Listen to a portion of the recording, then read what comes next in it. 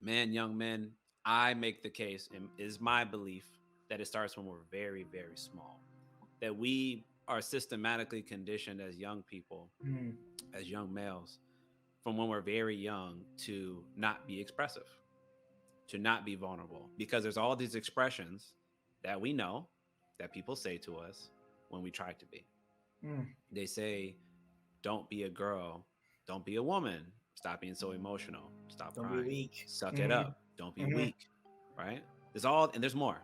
mm. Those are the first ones that come to mind. Yeah. There's so many of those expressions we hear, right? And I really want to make this point. Like, you brought it up, and it always touches something in me every time I have to talk about this because it's so hard. It's so hard. Even me, I've had to go through so much therapy myself because of what you're talking about. Mm, To give the example, I grew up in a household with primarily my mother, my father, and my sister. Then my mother passed away from cancer when I was very young, when I was 7. So then it was just me, my older sister, and my dad. He was a very traditional man.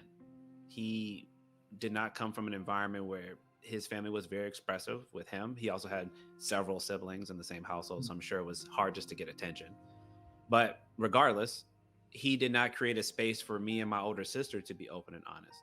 mm. And anytime I did, he told me to suck it up and very much belittled and minimized me all the time. So that's a huge reason why it was so hard for me for so long to be real. I would try to be a really good student so Mm. people wouldn't look deeper underneath the surface because I didn't Same. want to draw attention because my father was always like, you keep that stuff to yourself. You don't tell anybody, right? It's all these messages that we hear throughout our lifetime.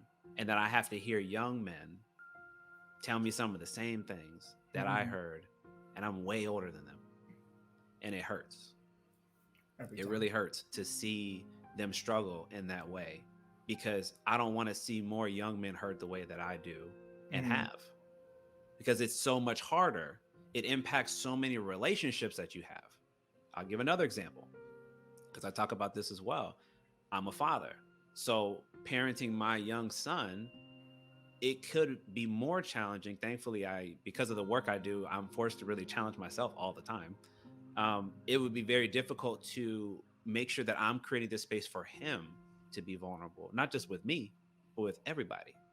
To not minimize him just because it was done to me, make sure I don't pass that on. I don't pass that generational trauma onto him where he's now going to struggle with every Break relationship that break he that has moving cycle. forward. Correct. So I Mm. have to I have to be better. We have to be better so the next generation doesn't have to suffer. But to bring all that back to the point of what we were talking about, it's hard because it's not just one person you have to fix or change their perspective. It's really a society. And when I say society, I don't even mean just the United States. I mean Mhm. globally. Globally, this is how a lot of us as men are raised. And our fathers don't give us the space or create the space, I would say, for us to be vulnerable. Usually those are like relationships you expect to have with your mother, and with your father it's just tough, pat you on the back, you Mhm. know, caveman type stuff. And I think we can be so much more. And I challenge all of us, in all Mhm. seriousness, I challenge all of us to do the work necessary so that we can be better for the next generation so they don't have to deal with a lot of the challenges that we have to.